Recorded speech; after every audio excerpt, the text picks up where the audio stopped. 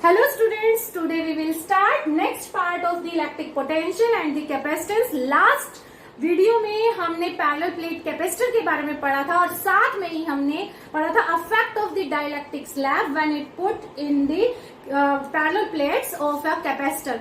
ठीक है, आज हम करेंगे कैपेसिटर्स आर इन कॉम्बिनेशन। तो दो टाइप से कॉम्बिनेशन होते हैं, सीरीज में होता है और इन पैरेलल के केस में होता है। तो सबसे पहले हम लोग सीरीज का केस लेके चलते हैं। सीरीज के केस में आपके पास कैपेसिटर ऑफ 1, ठीक है, ये सपोज करो आपके पास फर्स्ट कैपेसिटर है, यहाँ positive positive positive positive positive positive, यहाँ नेगेटिव आ गया। ठीक है, ये लेफ्ट प्लेट है, ये राइट प्लेट है, ये लेफ्ट ये राइट। ओके, इसकी कैपेसिटेंस C1 है।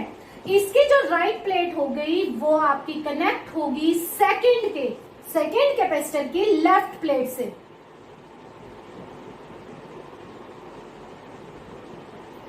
और सेकंड की जो राइट प्लेट है वो आपकी कनेक्ट हो गई थर्ड से।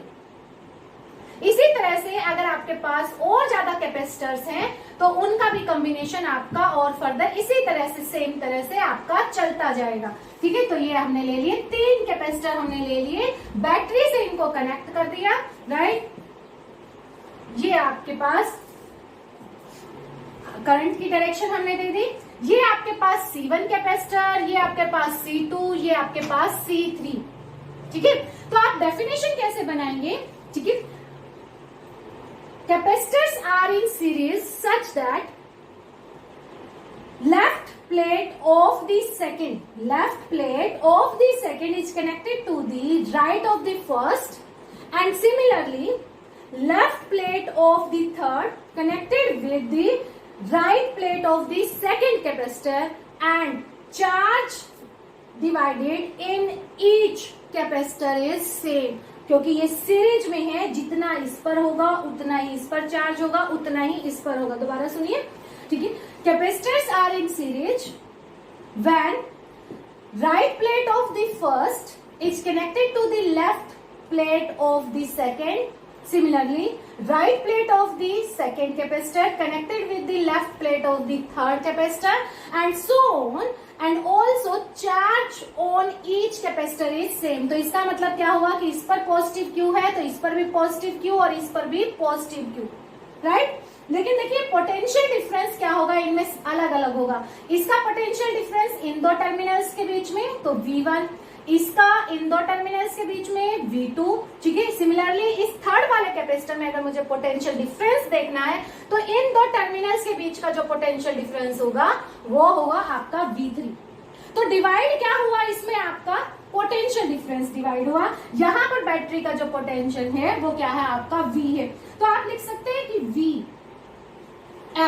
VS क्यों लिखा कि in the case of this series जो पोटेंशियल है वो आपका डिवाइड हो जाता है V1 प्लस V2 प्लस में V3 में। ठीक है, अब V1, V2, V3 की और VS की हम यहाँ पर वैल्यू पुट करेंगे किस तरह से, हमें पता है C इक्वल टू क्या होता है, Q बाय में V होता है, right. We know all this. Then यहां से V की वैल्यू क्या आ गई आपके पास, Q अपॉन में C। तो V1 क्या हो जाएगा यहाँ से, Q अपॉन में C1, V2 क्या हो जाएगा, Q अपॉन में C2, V3 क्या हो जाएगा आपका Q अपॉन में C3 and so on. Charge सब पर सेम है तो इसलिए सब पर वैल्यू क्या रही आपकी, Q रही। और VS क्या हो जाएगा आपके पास, Q अपॉन में CS इक्वल टू ये आपके पास Q अपॉन में C1, Q अपॉन में C2, Q अपॉन में C3 एंड सो ऑन। ठीक है, Q से Q सब में क्या है कॉमन, तो कैंसिल हो जाएगा। तो यहां से हम लोग क्या कर सकते हैं, 1 अपॉन में CS इक्वल टू 1 अपॉन में C1, 1 अपॉन में C2, 1 अपॉन में C3 एंड सो। तो ये कब आ गई आपके पास कैपेसिटेंस, जब आपके पास सीरीज का केस है। अब इसके बाद मान लो इनमें वैल्यू दी हुई है, सपोज करो आपके पास C1 5 दे रखी है, ठीक है, और 2 जो है आपके C2 जो है आपको 4 दे रखी है, C3 जो है आपको 2 दे रखी है Faraday.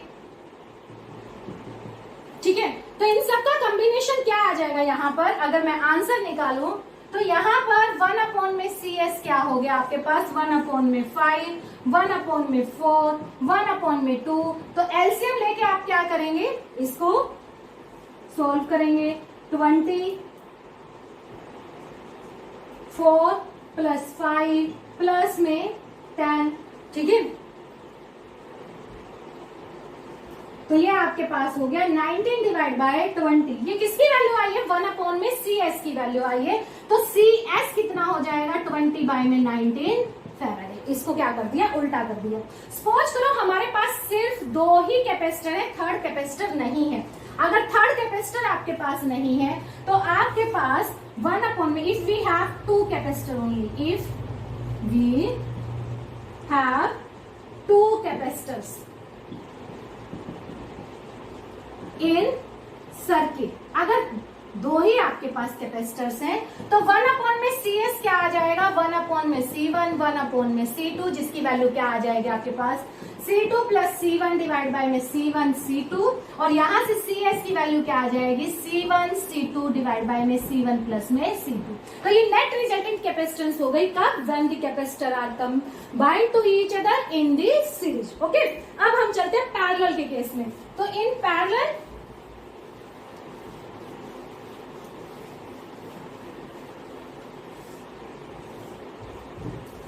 Second, in parallel combination, तो पहले डायग्राम बनाते हैं फिर उसके बाद समझते हैं कि क्या होता है।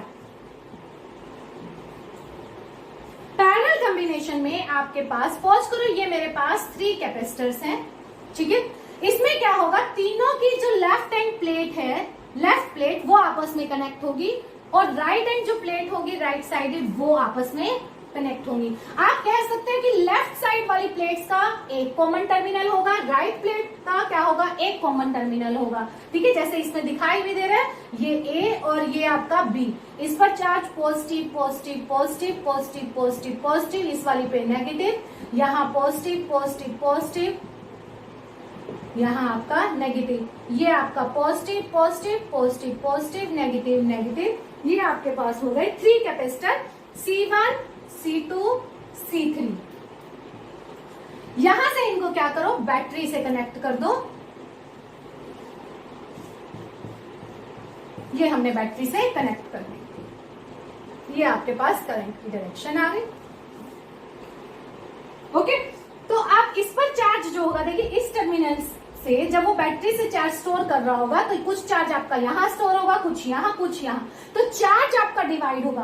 पोटेंशियल डिफरेंस देखिए, पोटेंशियल डिफरेंस अगर मैं C1 की बात करूं तो A और B के बीच में है, C2 की बात करें तो A और B के बीच में है, सेम अगर C3 की बात की जाए तो A और B के बीच में पोटेंशियल डिफरेंस है। तो इसका मतलब तीनों में ही क्या हुआ? आपका पोटेंशियल डिफरेंस सेम हुआ V के इक्वल, ठीक है। इस पर चार्ज लेकिन क्या हुआ आपका? पॉजिटिव Q1, इस पर पॉजिटिव Q2 और इस पर पॉजिटिव Q3, सेम इस पर नेगेटिव Q1, इस पर नेगेटिव Q2 और इस पर नेगेटिव Q3। चलो अब एक्सप्रेशन करते हैं। तो डिवाइड कौन सी चीज हुई? आपकी चार्ज, ठीक है। किस केस में? पैरेलल के केस में। तो QP equal to Q1 plus में Q2 प्लस में Q3, ठीक है।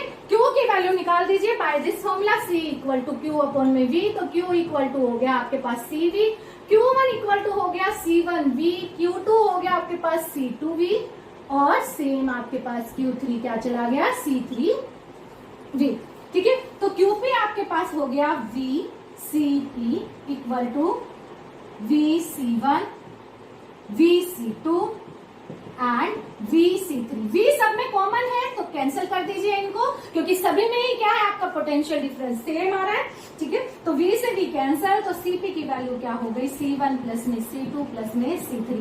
तो आप कह सकते हैं कि in the case of parallel, in parallel combination,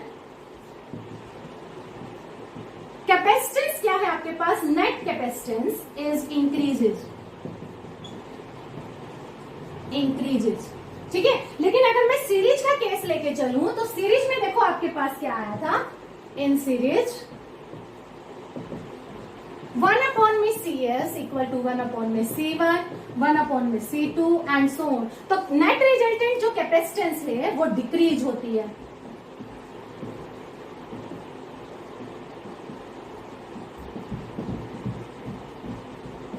decrease, ठीक है। ये है आपका combinations of the capacitor in series and parallel. अब हम निकालते हैं कॉम्बिनेशन में एनर्जी, ठीक है। Energy stored by the capacitor in the combination.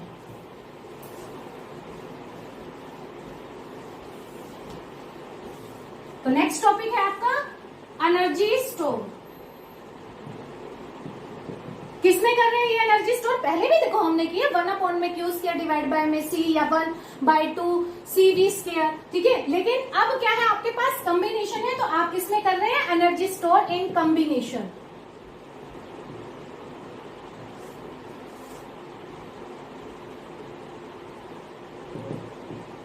Combination of capacitor,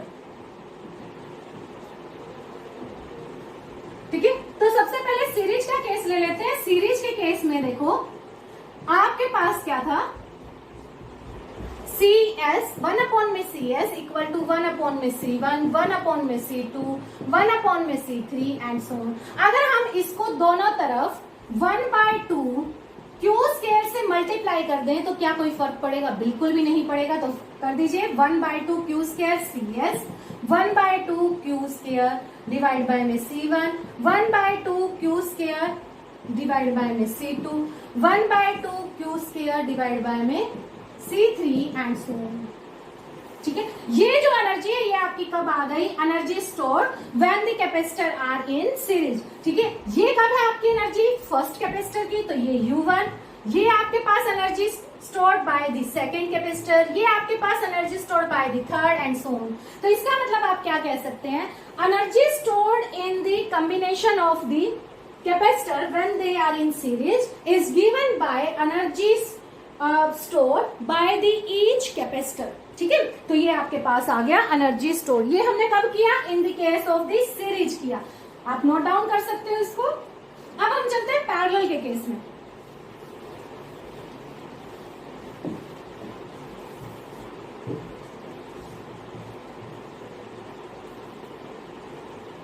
in parallel, parallel के केस में देखिए सीपी क्या था आपके पास? C1, C2 plus C3 and so on, यही था।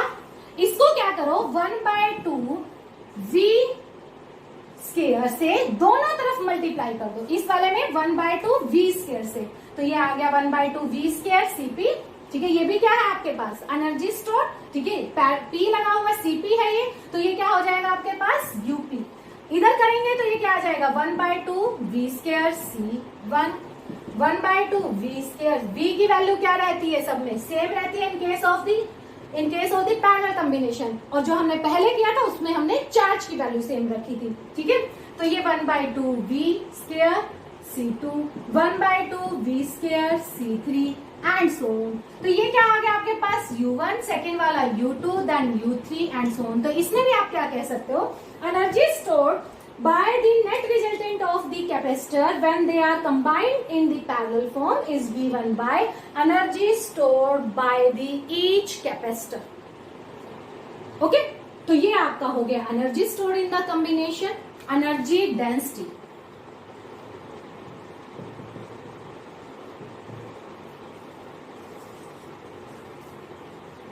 ठीक है, इसको हम लोग रिप्रेजेंट करेंगे UD से।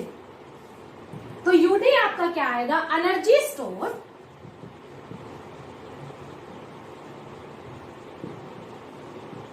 इन capacitor per unit volume, per unit volume, ठीक है। ये आपके पास क्या आ गई? एनर्जी डेंसिटी आ गई। ओके, तो इसका फॉर्मूला क्या बनेगा आपके पास? UD equal to U upon में वॉल्यूम, ठीक है। एनर्जी किसके इक्वल थी? 1/2 CV स्क्वायर, राइट। और वॉल्यूम A इंटू में D क्या है? सेपरेशन। A क्या है? एरिया बिटवीन द प्लेट, ठीक है। आप देखिए C की वैल्यू क्या होती है? एप्सिलॉन नॉट A अपॉन में D। V की वैल्यू क्या होती है? ED, ठीक है। E की वैल्यू क्या होती है? सिग्मा अपॉन में epsilon not for the parallel plate capacitor, ठीक है। सिग्मा की वैल्यू क्या होती है आपके पास? Q अपॉन में A, तो ये क्या आ जाएगा आपके पास? Q अपॉन में A एप्सिलॉन नॉट और दी मल्टीप्लीकेशन में। बस इनको कन्वर्ट करना है, अब हमें इनकी वैल्यू पुट करनी है। देखिए 1/2 AD सी की value epsilon not A D, D आपका आ गया नीचे।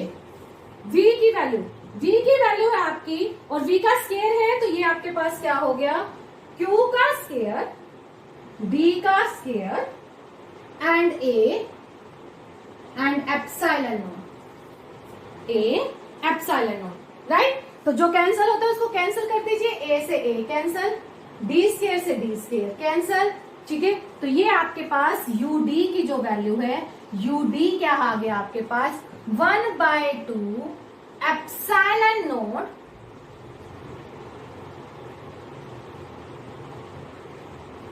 q square d square a square epsilon not भी होगा, यहाँ पर a का स्केयर भी जाएगा और एप्सिलॉन नॉट का भी स्केयर जाएगा, राइट। तो ये आपके पास हो गया 1/2 epsilon not q square divide by में a स्केयर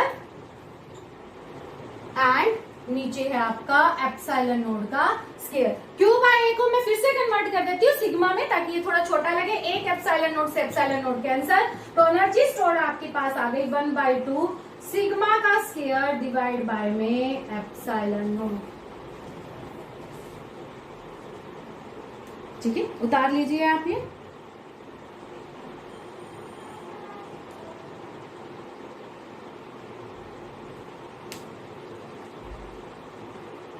ठीक है। तो ये आपके पास आ गई एनर्जी डेंसिटी।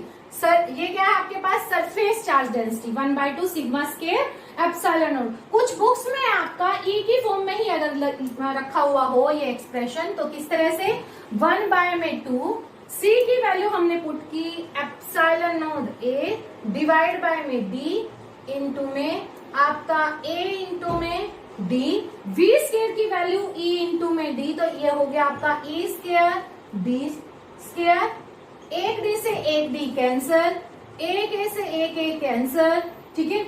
इस डी से भी ये डी कैंसर, तो ये आपके पास 1/2 एप्सिलॉन नॉट ई का स्केयर। ये भी हो सकता है कुछ बुक्स में एक्सप्रेशन निकाल रखा हो 1/2 एप्सिलॉन नॉट ई का स्केयर। तो आप अगर in the form of electric field निकालेंगे तो ये आएगा, अगर in the form of surface charge density निकालेंगे तो आपका जो आपने पहले किया था वो निकालेंगे, राइट।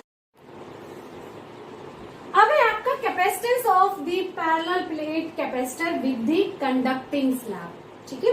इसका क्या मतलब हुआ कि देखिए पहले हमने एक आर्टिकल किया था capacitance of the parallel plate capacitor with dielectric slab. अब डाइलेक्ट्रिक की जगह हमें क्या रखनी है, दोनों पैरेलल प्लेट्स के बीच में कंडक्टिंग स्लैब रखनी है। ई नोड हमने अप्लाइड कर दिया इलेक्ट्रिक फील्ड, ठीक है। जब ये कंडक्टिंग स्लैब हम रखेंगे तो फिर से वही फिनोमिना, नेगेटिव चार्ज एक तरफ हो जाएगा opposite to the applied electric field, positive इस साइड रह जाएगा, ठीक है। यहाँ पर ये अपना एक फील्ड प्रोड्यूस करेंगे, इंड्यूस करेंगे, जिसको हम पोलराइज्ड फील्ड कहते हैं, ईपी से रिप्रेजेंट होता है। लेकिन अब यहाँ पर जो ये ईपी है वो किसके इक्वल होता है, ई नोड के, ठीक है, माइनस ई नोड के, ठीक है।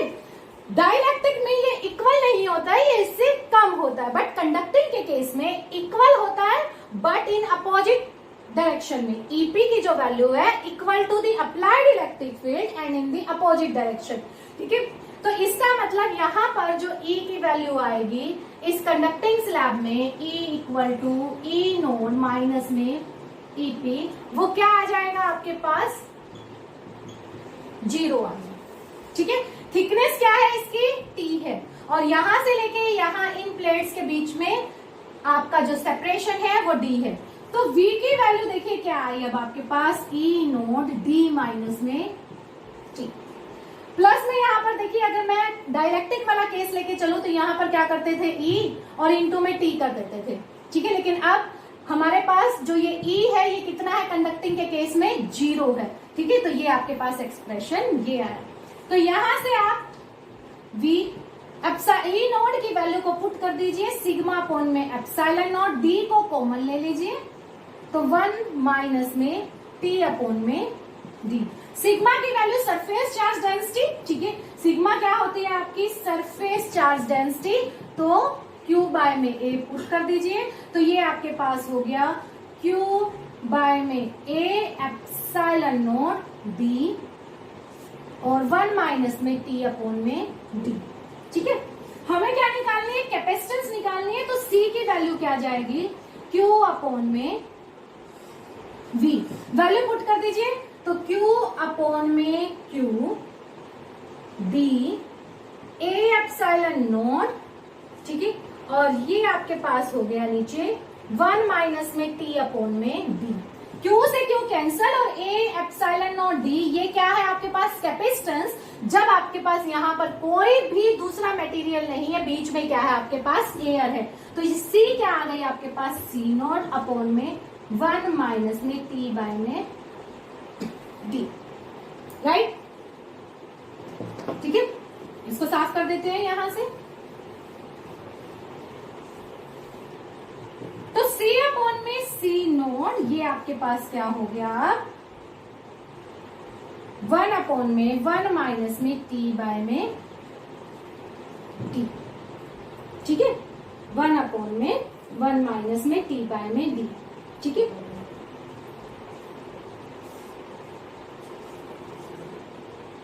Clear.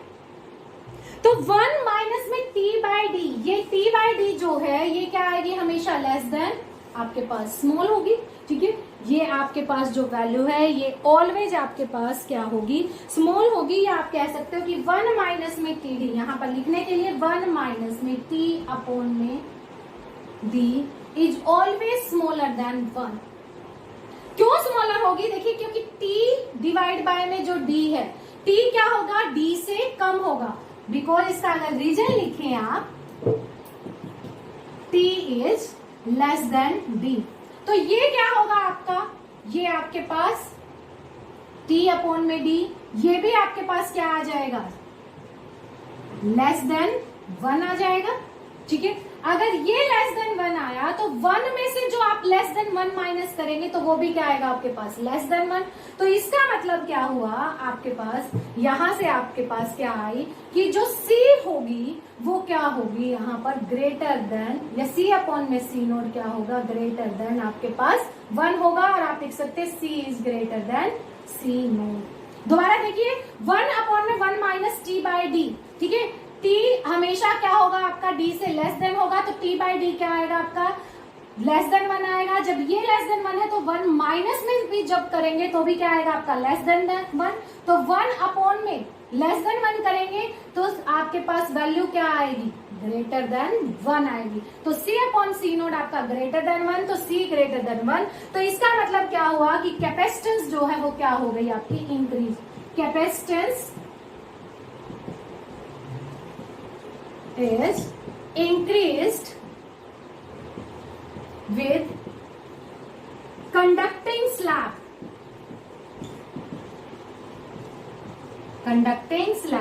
between parallel plate of capacitor। Right, तो आज के लिए इस वीडियो में इतना ही। If you like it then subscribe my channel. Thank you.